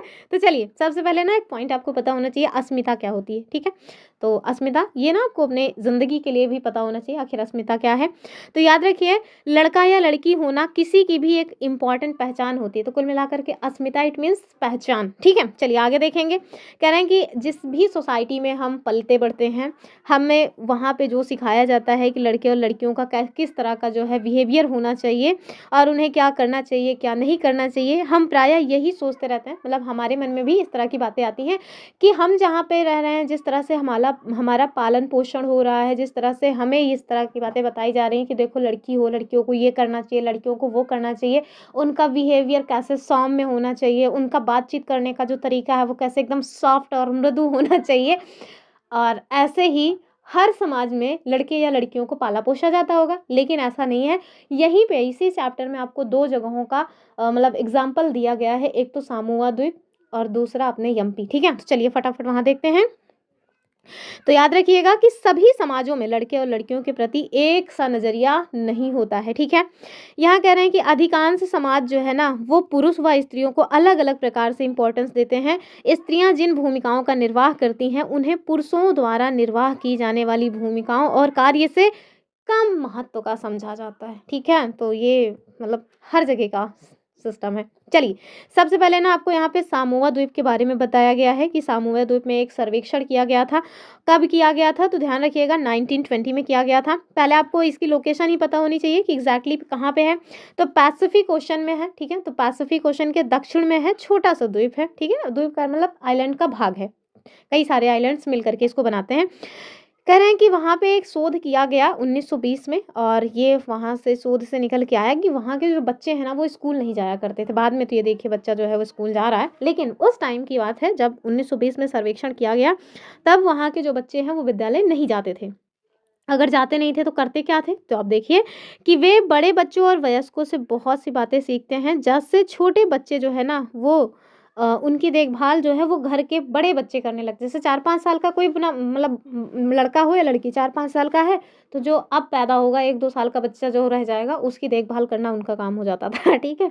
आगे देखिए आगे कह रहे हैं कि जैसे छोटे बच्चों की देखभाल या घर का काम कैसे करना आदि। कह रहे हैं द्वीपों पर मछली पकड़ना ये सबसे इम्पोर्टेंट काम हुआ करता था। किशोर बच्चे यानी कि जो थोड़ा बच्चे बड़े हो जाते थे, वो मछली पकड़ने के लिए दूर यात्राओं पे जाना सीखना स्टार्ट कर दिया करते थे। लेकिन ये बातें वे अपने बचपन से अलग-अलग समय पर सीखा करते थे। फॉर एग्ज़ाम्पल कह रहे हैं कि छोटे बच्चे जैसे ही चलना स्टार्ट कर देते थे, उनकी जो मम्मी या बड़े लोग हैं, वो उनकी देखभाल करना बंद कर देते थे। फिर उनकी देखभाल करने का काम कौन करता था? तो जो बड़े बच्चे हो गए हैं, यानी कि जो 5-6 साल के हो गए हैं, अब वो छोटे के बच्चों का देखभाल करना स्टार्ट कर दें, ठीक है?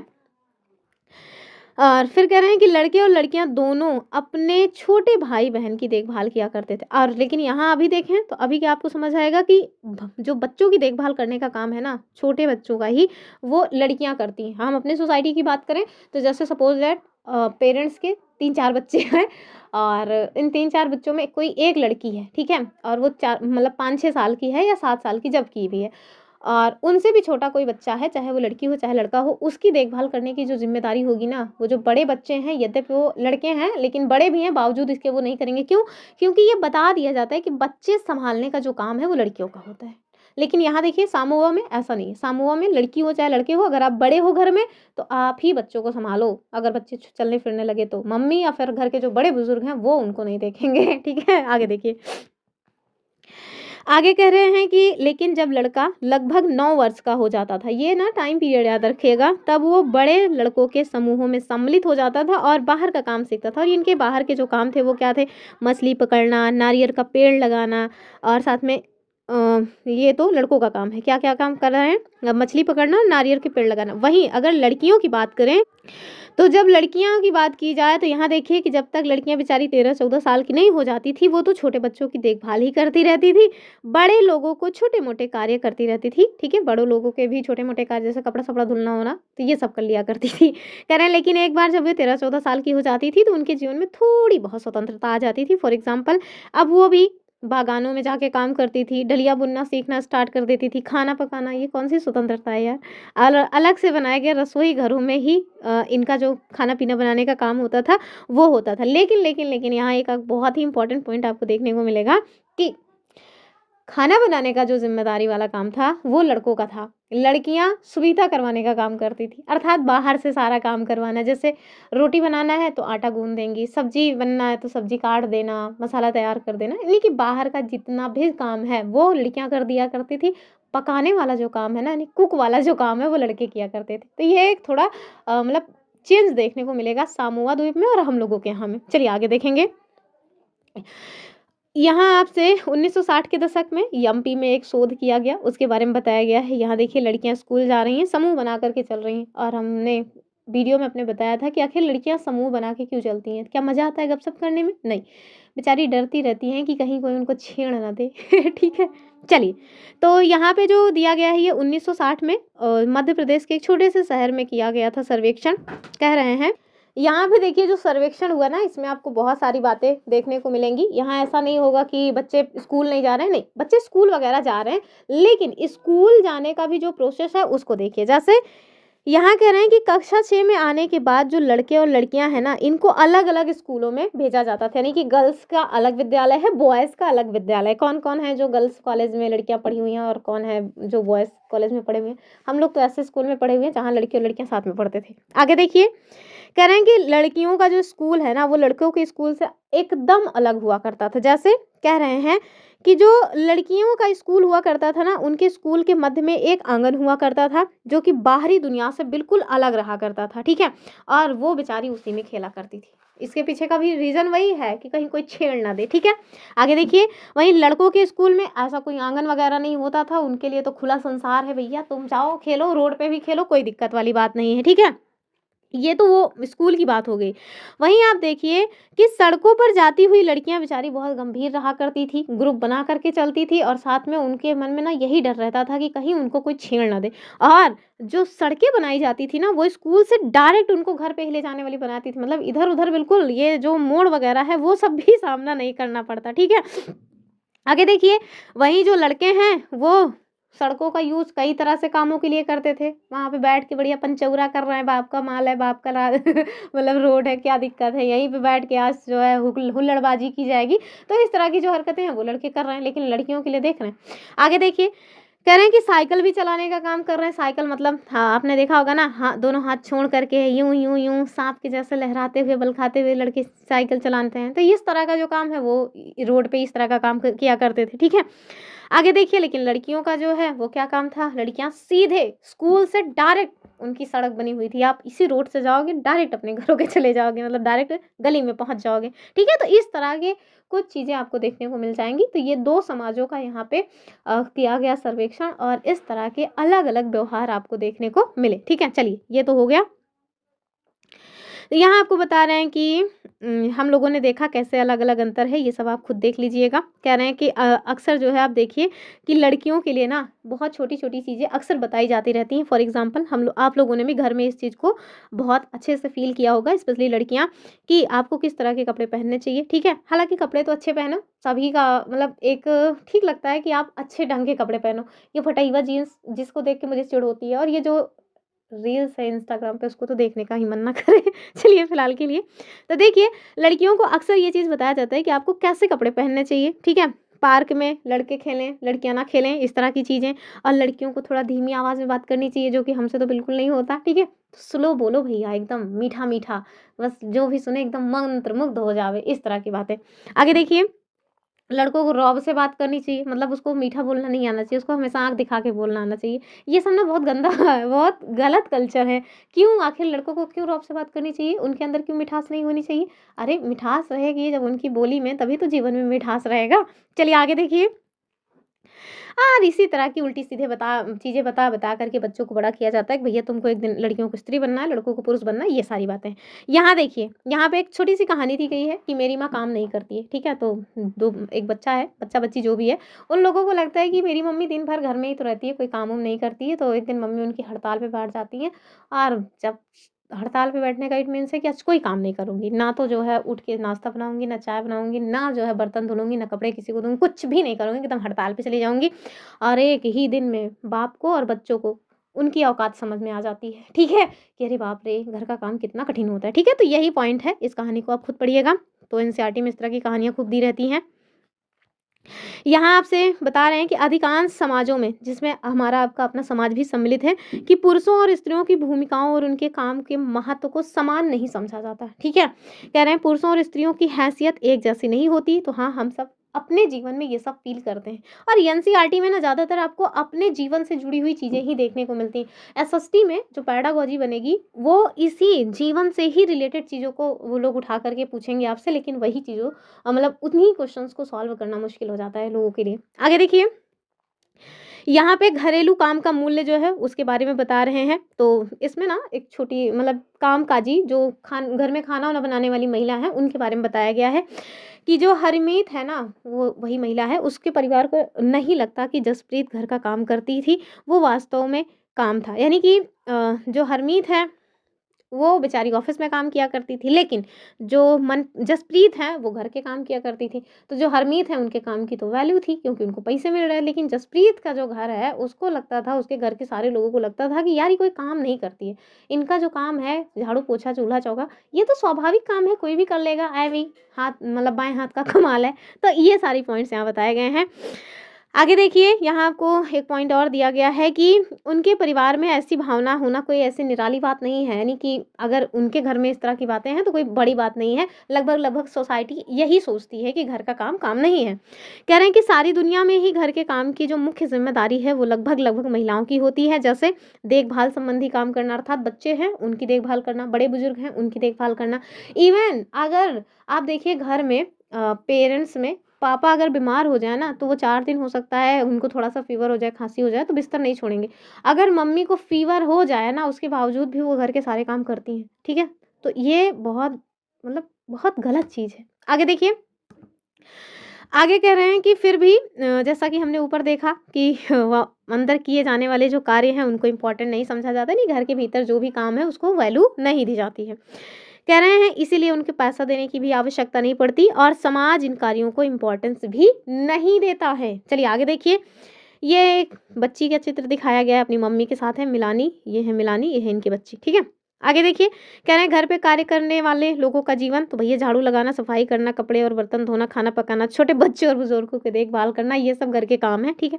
कह रहे हैं कि घर का काम करने वाली अधिकांश महिलाएं होती हैं। कभी-कभी इन कार्यों को करने के लिए छोटे लड़के या लड़कियों को भी काम करना पड़ता है या कभी-कभी लोग घरेलू काम के लिए लोगों को रख लेते हैं, ठीक है? लेकिन चाहे वो काम करने वाली आके काम करे या घर की मम्मी या भाभी काम करे, कोई भी काम करे, महत्व वही है, सुनने वाला। आगे देखिए, और जैसे जो काम करने वाली महिलाएँ आती हैं, चूल्हा-चौका या खाना बनाने वाली, उनको देखिए कीमत भी कम दी जाती है, यानी कि मज़दूरी भी उनको कम ही दी जाती है। सबसे बड़ी बात आप देखिए कि वही काम अगर स्त्री करेगी और दूसरा पुरुष करेगा, तो पुरुष को पेमेंट ज़्यादा दी जाती है, महिलाओं को पेमेंट कम दी जाती है। ये पता नहीं कौन-सी मेंटालिटी है कि भाई अगर तुम कुक रख रहे हो किसी को अपने घर में, तो चाहे वो स्त्री हो, चाहे पुरुष हो, वहाँ तो पेमेंट सेम होनी चाहिए ना, लेकिन नहीं, मेंटालिटी देखो।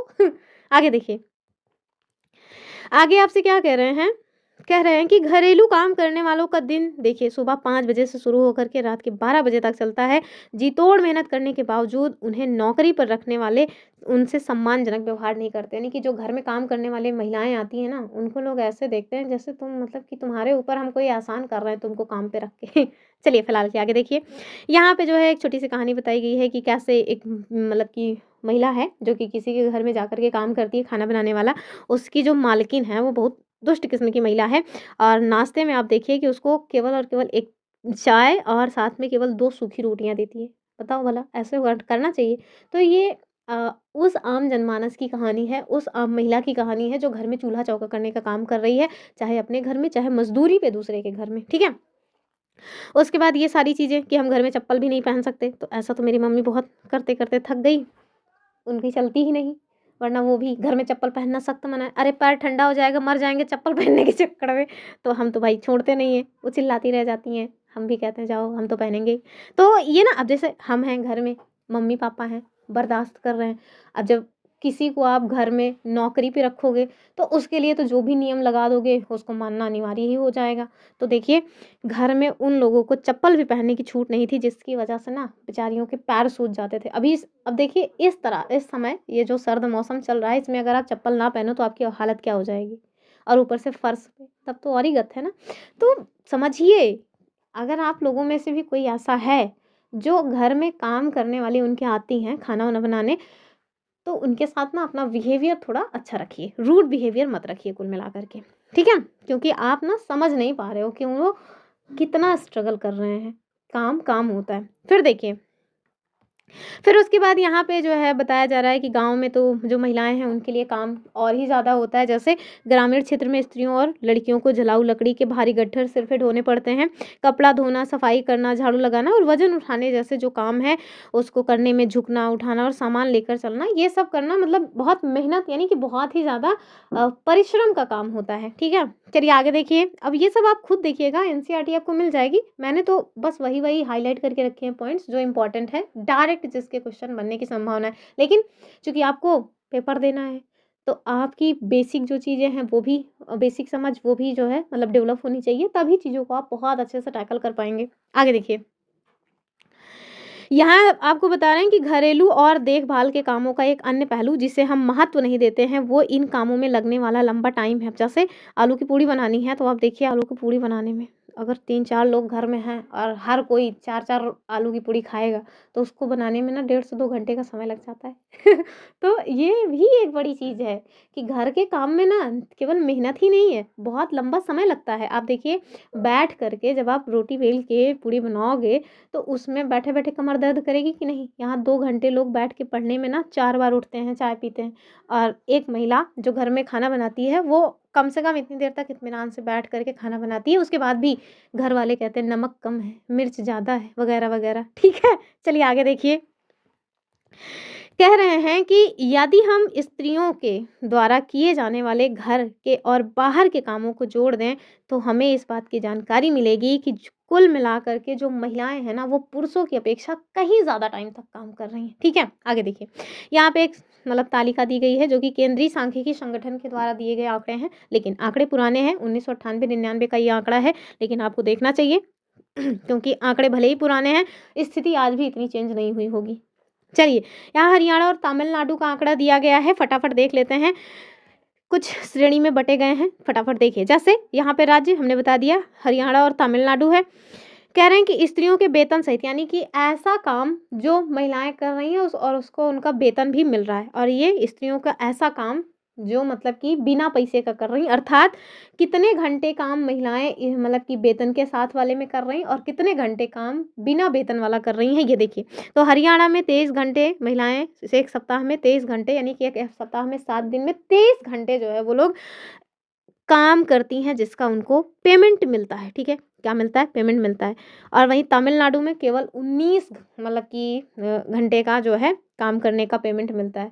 कम से कम हरियाणा वालों में तो ज़्यादा ही ठीक है। फिर देखिए अवैतनिक काम, तो हरियाणा में अवैतनिक काम एक सप्ताह में 30 घंटे का है। ठीक है, तो घरेलू काम के घंटे प्रति सप्ताह की बात हो रही है, तो एक सप्ताह में 30 घंटे महिलाएं इतना काम कर रही हैं, जिसका उनको पैसा नहीं मिलता।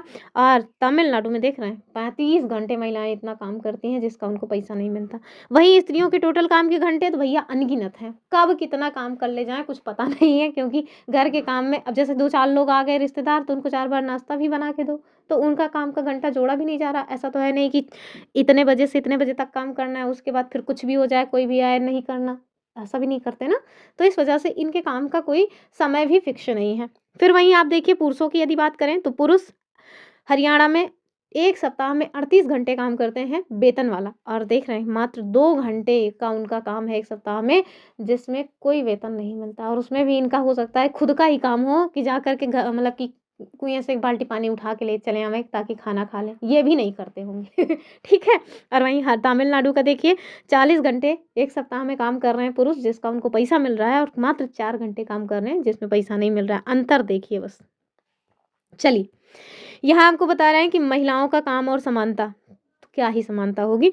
तो आप ये सब चीज़ें हमने देख ही लिया। यहाँ देखिए कह रहे हैं कि स्त्रियों और पुरुषों के बीच असमानता की एक बड़ी सामाजिक व्यवस्था का ही ये भाग है, जो कि हम लोग देखते हैं कि घर के काम जो है वो काम नहीं माने जाते हैं, और बाहर के काम की वैल्यू है और घर के कामों की कोई वैल्यू नहीं है। ठीक है, तो ये क्या है? ये एक सामाजिक व्यवस्था का ही भाग है। समाज ने ना इस तरह की मेंटालिटी सेट करके रखी है कि महिलाओं के द्वारा घर के भीतर किए जाने वाला काम वो काम नहीं है, वो तो एक नॉर्मल प्रोसेस है, महिलाओं का तो ये जिम्मेदारी है। ठीक है, आगे देखिए। अगर आपसे कोई पूछे कि इसका समाधान कैसे हो, यानी कि जो महिलाओं के साथ इस तरह का अत्याचार हो रहा है उसका समाधान कैसे किया जा सकता है, तो यहाँ आपसे बता रहे हैं कि इसीलिए इसके समाधान हेतु जो भी कार्य किए जाएं, वो ना तो केवल व्यक्तिगत या पारिवारिक स्तर पर, बल्कि पूरे के पूरे शासकीय स्तर पर होने चाहिए। ठीक है, मतलब आसान नहीं है इस मेंटालिटी को चेंज करना। कह रहे हैं कि हम जानते हैं कि समानता हमारे संविधान का एक महत्वपूर्ण सिद्धांत है। हम लोगों ने कितनी बार बताया कि आर्टिकल 14 से लेकर के आर्टिकल 18 ये समानता की बात करती है। ठीक है, लेकिन समानता कहाँ है? कागजों में है, ग्राउंड लेवल पे नहीं है। आगे देखिए, कह रहे हैं कि संविधान हमारा कहता है कि स्त्री या पुरुष होने के आधार पर भेदभाव नहीं किया जा सकता, परंतु वास्तविकता में लिंग भेद किया जाता है। ठीक है, तो सरकार इसके कारणों को समझने के लिए और इसकी स्थिति को समझ करके सकारात्मक मतलब कि निदान ढूंढने के लिए वचनबद्ध है। एग्जाम्पल के लिए आपसे कह रहे हैं कि जो सरकार है वो जानती है कि बच्चों की देखभाल और घर का काम जो है ये महिलाओं और लड़कियों पर पड़ता है। ठीक है, और ये जो है ना एक तरह का बर्डन ही है, बोझ है। स्वाभाविक रूप से इसका जो असर है वो लड़कियों के स्कूल जाने पर भी पड़ता है। अब घर में अगर कोई छोटा बच्चा है, उसकी देखभाल लड़कियां कर रही हैं, तो फिर पेरेंट्स कहेंगे रहा दे भैया, बेटवा हटे, बेटवा पढ़ ले, आगे चल के कमाएगा तो हर बियाह कहीं दे, जरूरत नहीं आतो का पढ़े लिखे तो इनके देखभाल करत रहा।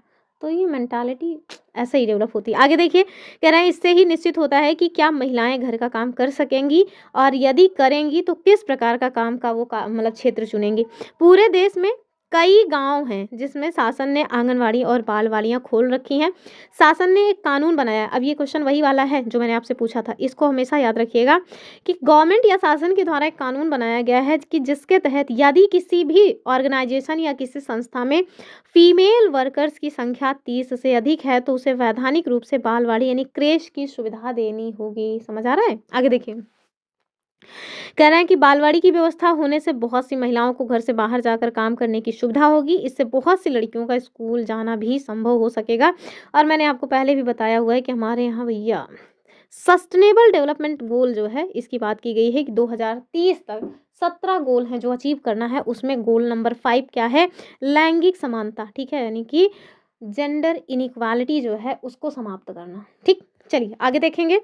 यहाँ पे एक पॉइंट दिया गया है दोहरा बोझ वाला, जो कि बहुत पूछा जाता है। 2024 में भी पूछा गया था दोहरा बोझ। ठीक है, तो यहाँ देखिए कि बहुत सी स्त्रियां हैं, जैसे कहानी में सोनल की माँ, तो वो सोनल की माँ वही है जो बेचारी घर में काम करती है। और हरियाणा व तमिलनाडु की महिलाएं जिनका हम लोगों ने सर्वेक्षण किया कि बिना वेतन का काम घंटों भर कर रही हैं। कह रहे हैं कि घर के अंदर व बाहर दोनों जगह काम करती हैं। इससे प्रायः महिलाओं के काम के दोहरे बोझ के रूप में जाना जाता है। ठीक है, तो चाहे वो घर का भी काम कर रही हैं, बाहर का भी काम कर रही हैं, यानी कि बाहर अगर सपोज दैट एक क्वेश्चन पूछा गया था 2024 में, उसमें यही पूछा था कि एक महिला है जो कि बाहर जो है एक चाय की दुकान चलाती है। चाय की दुकान को चलाने के लिए चाय पत्ती से लेकर चीनी तक खुद ही खरीद के लाती है और घर में आके खाना भी बनाती है। तो इसे आप क्या मतलब कि किस शब्द से संबोधित करेंगे? तो यही तो है डबल बर्डन, यानी कि दोहरा बोझ। ठीक है, यानी कि घर का भी काम करना, बाहर का भी काम करना, यानी पैसे भी खुद ही कमाओगे और घर पे आकर के चूल्हा चौका भी आप ही करोगे। ये है डबल बर्डन या दोहरा बोझ, जो कि मतलब महिलाओं पे पड़ता है। ठीक है, अब हमेशा ही महिलाओं पे नहीं पड़ता होगा, हो सकता है कुछ ऐसे पुरुषों बेचारे समाज में जिनके घर में महिलाएं हो ही ना, तो मजबूरी में उनके ऊपर पड़ता हो, तो कुछ भी हो सकता है। फिलहाल के लिए सामान्य जो परिस्थिति है उसमें महिलाओं पर ही दोहरा बोझ आपको देखने को मिलेगा। ठीक है, ये एक पोस्टर दिया गया है एनसीईआरटी में और इसमें आपसे पूछ रहे हैं कि अगर आपको कहा जाए, ये जो कहा मतलब कि कविता है ना, इसको आप खुद पढ़ लीजिएगा। ठीक है, नहीं भाई बता देती हूँ, क्या पता पूछ ही ले तो आप कहेंगे आपने तो बताया ही नहीं। ठीक है, तो देखिए क्या लिखा है कि मैं हर कहीं मौजूद मेरी अनदेखी और नहीं संभव कौन सी वह तुम्हारी उपलब्धि जिसमें मेरा नहीं यह भाग औरत को चाहिए अपना अधिकार। ये भैया पोस्टर टाइप का है, इसको आप देख लीजिएगा, हो सकता है पूछ लेना कि कहाँ से लिया गया है। यहाँ देखिए, ये जो पोस्टर है ये बंगाल में बनवाया गया, यानी कि यहाँ देखिए ये पोस्टर बंगाल की महिलाओं के एक समूह ने बनाया है। आपसे कह रहे हैं कि चलो आप इसके आधार पे कुछ जो स्लोगन है ना उसको तैयार करो। अब आप देखो, महिला केवल एक है और हाथ कितने सारे दिखाए गए हैं, तो मतलब इतना सारा काम एक महिला के ऊपर आता है, बावजूद इसके आप देखिए वैल्यू नहीं है काम की। ठीक है, चलिए आगे देखते हैं। यहाँ पे कुछ शब्दावली है वो देख लीजिए, फिर उसके बाद ना मैं आपको दिखाऊंगी जो मैंने स्लोगन्स बनाए हुए हैं। शब्दावलियाँ बहुत बहुत बहुत इंपॉर्टेंट है, डायरेक्ट शब्दावली पूछी जाती है। सबसे पहले तो आपको अस्मिता ही पता होना चाहिए कि अस्मिता क्या है। तो भाई ये एक प्रकार से स्वयं के होने यानी अपने अस्तित्व के प्रति जागरूकता का भाव होता है। एक व्यक्ति की कई अस्मिता हो सकती है। फॉर एग्जाम्पल, एक ही व्यक्ति को एक लड़की, बहन और संगीतकार की तरह मतलब पहचाना जा सकता है, अर्थात ये उसकी पहचान है या ये उसकी अस्मिता है। ठीक है, अब जैसे जो लड़कियां टीचिंग का काम कर रही हैं ये उनकी पहचान है, ये उनकी अस्मिता है कि वो टीचर है। ठीक है, चलिए, तो अपनी जो पहचान है वही है अस्मिता। डबल बर्डन यानी दोहरा बोझ, समझ लीजिए क्यों इंपॉर्टेंट है। तो ये शाब्दिक रूप से अर्थ क्या होगा कि 2 गुना वजन, अर्थात सामान्यतः इस शब्द का जो मतलब कि यूज़ है महिलाओं के काम की स्थितियों को समझने के लिए किया जाता है। कह रहे हैं कि यह इस तथ्य को एक्सेप्ट करता है कि महिलाएं आमतौर पर घर के भीतर और घर के बाहर दोहरा बर्डन यानी डबल बर्डन या दोहरा बोझ जो है वो संभालती हैं। फिर देखिए देखभाल क्या होता है, तो इसके अंतर्गत अनेक तरह के काम आते हैं। फॉर एग्जाम्पल, बच्चों को संभालना हो गया, जो घर के बड़े बुजुर्ग हैं उनका देखभाल करना, पोषण करना आदि। ठीक है, और शारीरिक कार्यों के अतिरिक्त इसमें गहन भावनात्मक पहलू भी सम्मिलित है। अब देखिए, अगर आप मतलब कि इमोशनली किसी से अटैच्ड नहीं है ना, तो आप सेवा भाव नहीं ला पाएंगे। ठीक है, अवमूल्यित क्या है, यानी कि जिसका कोई वैल्यू ना हो, जिसकी कोई कीमत ना हो, उसके बारे में। तो कह रहे हैं कि जब कोई अपने काम के लिए अपेक्षित मान्यता या स्वीकृति नहीं पाता है तब वह स्वयं को अवमूल्यित महसूस करता है। ठीक है, एग्जाम्पल के लिए देखें, अगर कोई लड़का अपने मित्र के लिए घंटों सोच विचार कर बहुत खोज कर एक मतलब कि गिफ्ट बनाता है, एक उपहार बनाता है और उसका मित्र उसे देख करके कुछ भी ना कहे, तो ऐसे में लड़का जो है वो क्या करेगा, अवमूल्यित महसूस करेगा। ठीक है, आप इसको फील करना।